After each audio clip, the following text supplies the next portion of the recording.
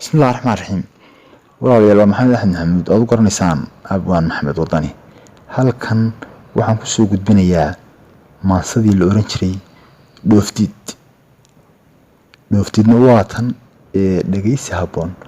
dhulkaygow dhoofi maayo, qurbaha u dhaqaaqi maayo, shisheeye u dhiyaali maayo, qaxoontiga dhowri maayo, intaan dhaqankeena tuuro timaha dhinac xidhi maayo, af kale ku dhawaaqi maayo, intaan calankeena dhiibo gumayste dhexdeena keeno dhadhamo kaa dooran maayo. dadkoo nabad wada dhex jooga, dhaqaaliyo dowlad haysta, dhanaan iyo dhay cabbaaya, dhitiyo subag quudanaya, jacaylka dhexdooda yaalla, wanaagga intaan dhantaalo colaad ka dhex beeri maayo.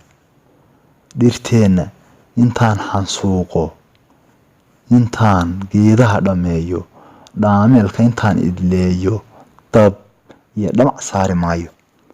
khayraadka dhexdaada yaalla, shidaalka baddeenna dhooban, dhurwa u saxiixi maayo, intaan calankeena dhiibo gumayste dhexdeena keeno dhadhamo kaa dooran maayo.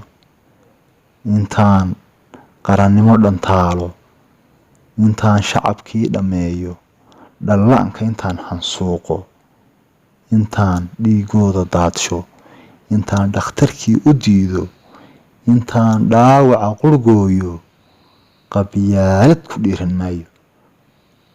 waa maasidii dhoofdiid.